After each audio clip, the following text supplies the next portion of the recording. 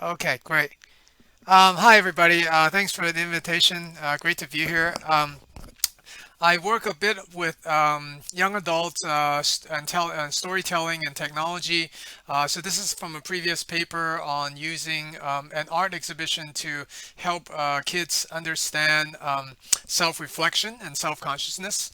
But today, I wanted to take a more of a designed research approach. So this is very, very preliminary work, so hopefully you guys can bear with me, and it's more also kind of doing for fun. But I would love to hear some ideas for further continuing this line of work in the future.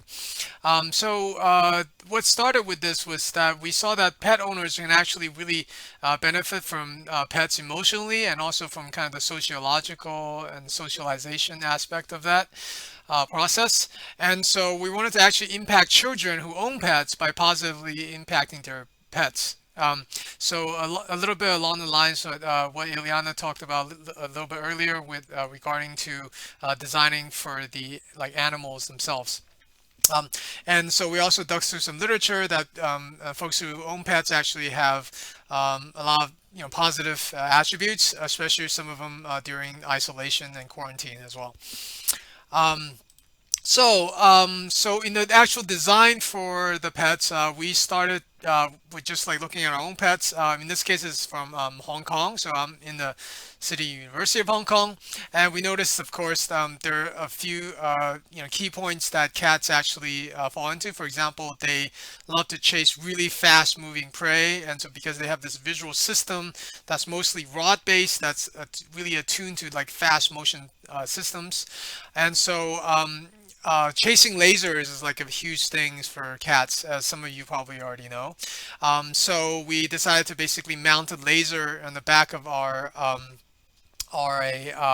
device to allow this to happen to kind of mimic it in a way. So the conceit here is actually to mount it in the back to mimic kind of a tail of an actual animal. So we found that that was actually really interesting because the cat would then like chase after the robotic toy.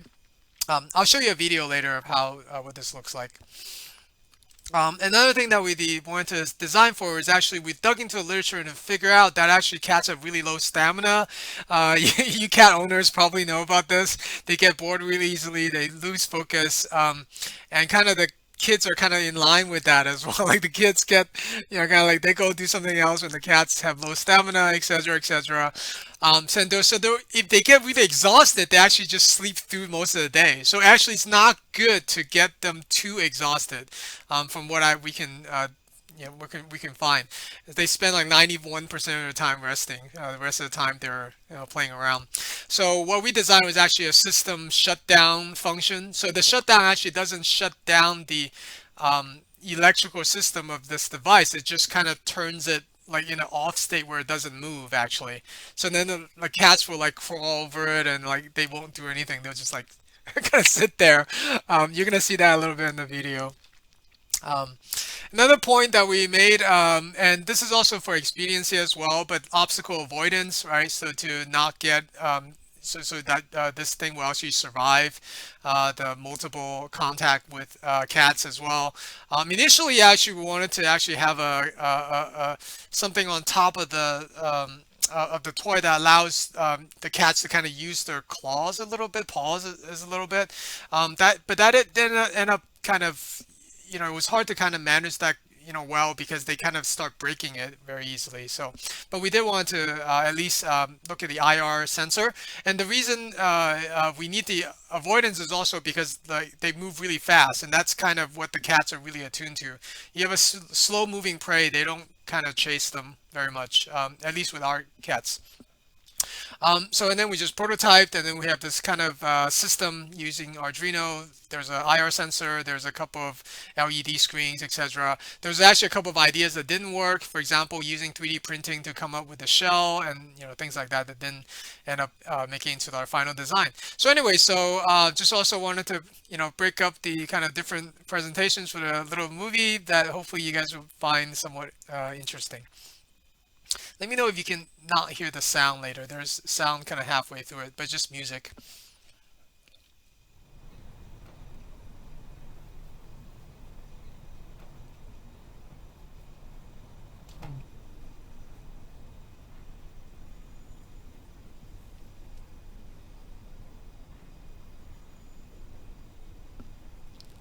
Yeah, that is actually our cat. Yeah.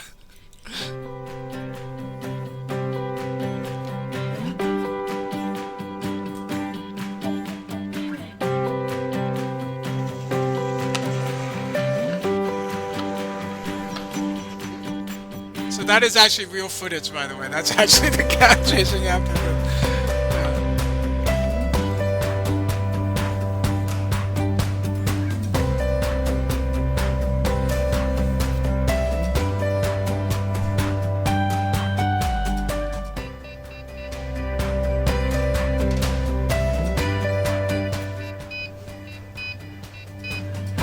So that's when the motor is actually shut down as well.